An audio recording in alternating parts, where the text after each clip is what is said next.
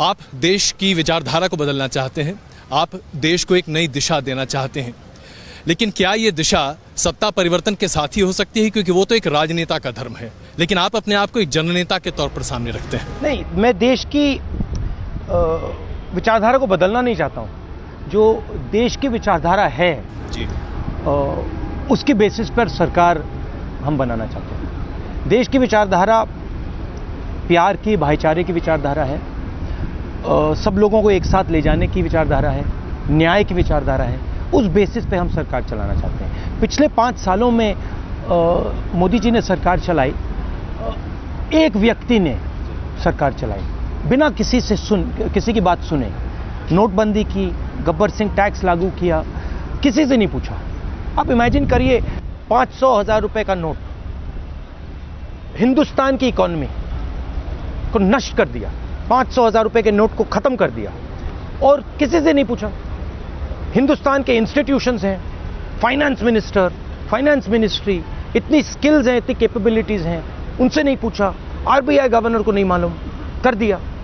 तो हम हिंदुस्तान की जो आवाज है उसको सुनकर सरकार चलाना चाहते हैं। एक व्यक्ति की सरकार नहीं चलनी चाहिए। लेकिन अगर हम देखें तो मोदी जी तो बार बार ये कहते हैं कि आपके परिवार ने, कांग्रेस पार्टी ने तभी तमाम संस्थानों को शुरू से ही ध्वस्त कर रखा था।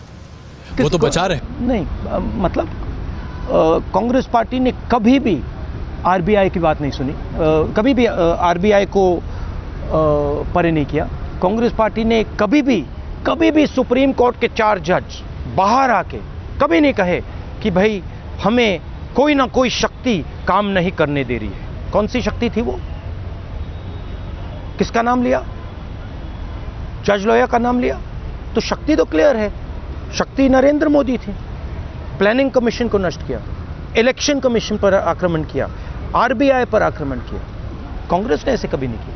राहुल जी, प्रियंका जी ने अपने दिल्ली के रोड शो में कहा कांग्रेस अगर करना भी चाहे नहीं कर सकती है, क्योंकि कांग्रेस का जो सिस्टम है वो आरएसएस के डिजाइन का नहीं है। कांग्रेस का सिस्टम कंट्रोल का नहीं है। कांग्रेस का सिस्टम काफी केओटिक है। तो कांग्रेस सुनती है और सुनकर काम करती है। आरएसएस बोलती है। आरएसएस प्रचार का इंस्ट्रूमेंट है। आरएसएस सोचती नहीं है, आरएसएस बस बोलती है। आरएसएस थोपती है, आप ये आरएसएस बोलती है। आरएसएस इज एम्पलीफायर, उनकी आइडियोलॉजी का एम्पलीफायर है। हमारी आइडियोलॉजी हिंदुस्तान को सुनकर बनती है। हमारी पार्टी ने बैंक नेशनलाइजेशन किया, उसको आप लेफ्ट ऑफ सेंटर कह सकते हैं। उसी पार्टी ने 10-15 साल बाद लिबरलाइजेशन किया, उसको आप राइट ऑफ सेंटर कह सकते हैं। उसी पार्टी ने मनरेगा दिया, उसी पार्टी ने जीएसटी की बात की। तो कांग्रेस पार्टी प्रैग्मेटिकली सुनकर काम करती है। जो देश कह रहा है उसका इस्तेमाल करके सरकार को चलाती है। हमारे पास कोई फिक्स्ड आर्किटेक्चर नहीं है। नहीं, लाइन ऑफ थॉट है। हमारा लाइन ऑफ थॉट यह है कि हिंदुस्तान की आवाज को सुनकर सरकार चलानी चाहिए।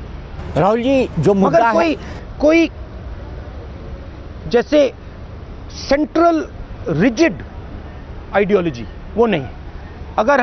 अगर हमें लगता है कि हिंदुस्तान के किसान चाहते हैं कि उनकी मदद करनी है तो हम करना माफ करते। तो यानी रिजिडिटी के आप खिलाफ हैं? आप किसी भी हम हिंदुस्तान की आवाज नहीं, हम हिंदुस्तान की आवाज को दबाने के खिलाफ हैं। जब आप आरएसएस जैसा संगठन हिंदुस्तान के इंस्टीट्यूशंस पर आक्रमण करता है, जब नरेंद्र मोदी जी ने आरबीआई के गवर्नर से बिना पूछे 500 और 1000 रुपए का नोट रद्द किया, उन्होंने हिंदुस्तान की आवाज नहीं सुनी। क्योंकि हिंदुस्तान की आवाज ने कहा है कि फाइनेंशियल मामलों में हम इस इंस्टीट्यूशन को अपना एडवाइजर बनाएंगे। नरेंद्र मोदी जी ने उनको परे कर दिया। कांग्रेस पार्टी ऐसे कभी नहीं कर